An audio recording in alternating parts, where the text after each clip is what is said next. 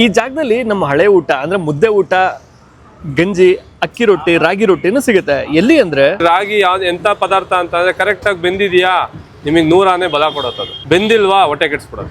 ನಮ್ಮ ಹೋಟೆಲ್ ಹೆಸರು ಬಂದು ರಸಧಾರೆ ಅಂತ. ನಮ್ಮ ಹೋಟೆಲ್ ಸ್ಪೆಷಾಲಿಟಿ ಏನು ಅಂದ್ರೆ ಎಲ್ಲ ಹಳೆ ಅಡುಗೆಗಳು. ಕೆಂಪಕ್ಕಿ ಮಸಾಲೆ ದೋಸೆ, ತುಪ್ಪ ಖಾಲಿ ದೋಸೆ, ಮಧ್ಯಾಹ್ನದ ಹೊತ್ತು ರಾಗಿ ಮುದ್ದೆ ಊಟ, ಅದ್ರಲ್ಲೂ ಕೆಂಪು ರಾಗಿ ಯೂಸ್ ಮಾಡೋದು. ಆಮೇಲೆ ರಾಗಿ ಅಂಬ್ಲಿ ಕೂಡ ನಮ್ದು ಸ್ಪೆಷಲ್. ವೆನ್ ಪೊಂಗಲ್ ಅಂತ ಮಾಡ್ತೀವಿ, ಅಕ್ಕಿ ರೊಟ್ಟಿ, ರಾಗಿ ರೊಟ್ಟಿ, ಕೇಸರಿ ಬಾತ್ ಇದೆ. ಕೇಸರಿ ಬಾತ್ ಅಲ್ಲಿ ದಿನಕ್ಕೆ ಒಂದೊಂದು ಫ್ರೂಟ್ ಯೂಸ್ ಮಾಡ್ತೀವಿ. ಆಪಲ್, ಬಾಳೆಹಣ್ಣು, ಪೈನಾಪಲ್.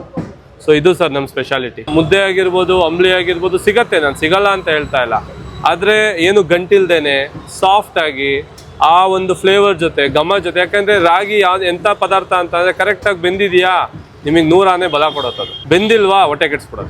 ನಾನು ಕೂಡ ಮುದ್ದೆ ಊಟ, ಅಂಬ್ಲಿ ಹಾಗೂ ದೋಸೆ ಟ್ರೈ ಮಾಡಿದೆ. ಮುದ್ದೆ ಊಟ ಅಂತೂ ಸೂಪರ್ ಆಗಿತ್ತು. ಇನ್ನು ಅಂಬ್ಲಿ ಅಂತೂ ತುಂಬಾ ದಿನ ಆಗೋಗಿತ್ತು ಟ್ರೈ ಮಾಡಿ, ಅದು ಕೂಡ ಇಷ್ಟ ಆಯ್ತು. ಇನ್ನು ಗರಿಗರಿಯಾಗಿರುವಂತ ಕೆಂಪಕ್ಕಿ ಮಸಾಲೆ ದೋಸೆ ತುಪ್ಪ ಯಥೇಚ್ಛವಾಗಿ ಹಾಕೊಡ್ತಾರೆ, ಒಳ್ಳೆ ಟೇಸ್ಟ್ ಇತ್ತು. ನೀವು ಇದನ್ನ ಟ್ರೈ ಮಾಡ್ಬೇಕು ಅಂದ್ರೆ ಜಯನಗರ 4th ಬ್ಲಾಕ್ ಟಿವಿಲ್ಲ ಕೆಫೆ ಇದೆಯಲ್ಲ, ಅದ್ರ ಪಕ್ಕದಲ್ಲೇನೆ ರಸಧಾರೆ ಇದೆ. ಸೊ ಇಲ್ಲಿಗೆ ಬಂದ್ರೆ ಒಂದು ಒಳ್ಳೆ ಊಟ ಮಾಡ್ಬೋದು. ಮತ್ತೊಮ್ಮೆ ಸಿಗುವ, ಬಾಯ್.